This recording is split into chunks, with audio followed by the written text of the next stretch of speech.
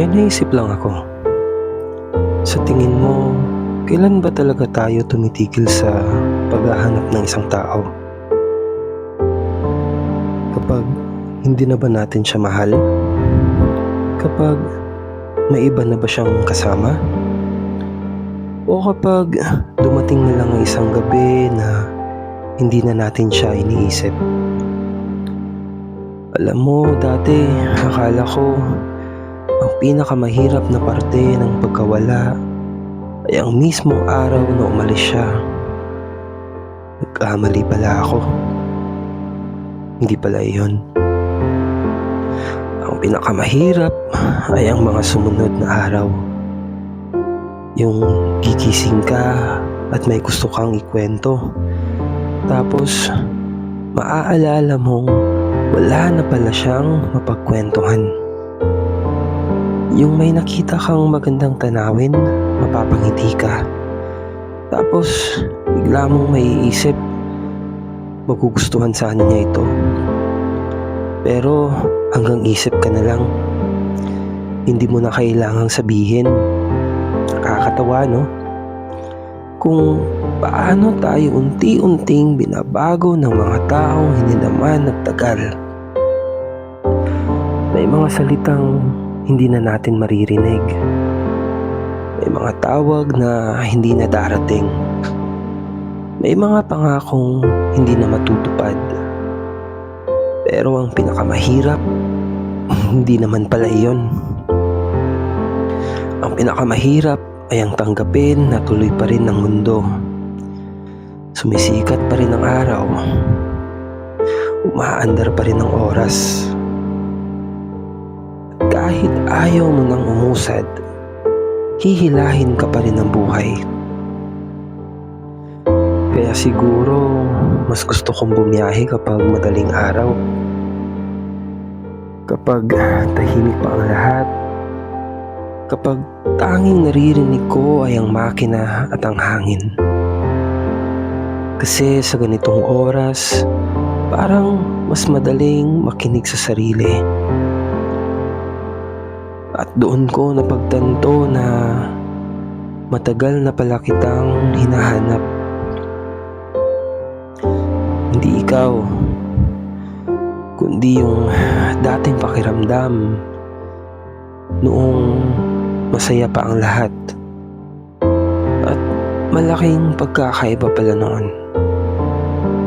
Kasi ang tao, hindi natin hawak. Pero ang buhay natin, hawak pa rin natin. Minsan, hindi natin namamalayan na habang hinahabol natin ang isang taong umalis, tayo naman ang unti-unting nawawala. Nawawala yung mga bagay na nagpapasaya sa atin. Nawawala yung mga pangarap na dati nating gustong abutin. Nawawala yung sarili natin. Hanggang sa isang araw, napagod na lang ako. Hindi sa pagmamahal, kundi sa kaiisip. Napagod akong umasa sa mga bagay na matagal nang lumipas. At alam mo, may kakaibang katahimikan pala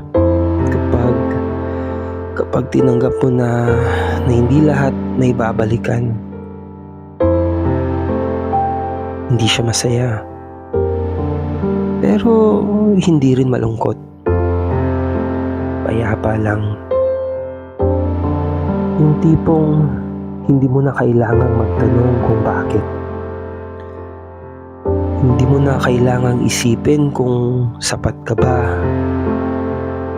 Hindi mo na kailangang balikan ang mga usapan na kabisado mo na. Kasi minsan, ang pagtanggap hindi nanggagaling sa taong umalis. Dumarating ito sa araw na pinili mong tumigil sa paghahanap. At mula noon, ay mga gabi pa ring naaalala kita. May mga kantang ikaw pa rin ang unang pumapasok sa isip ko.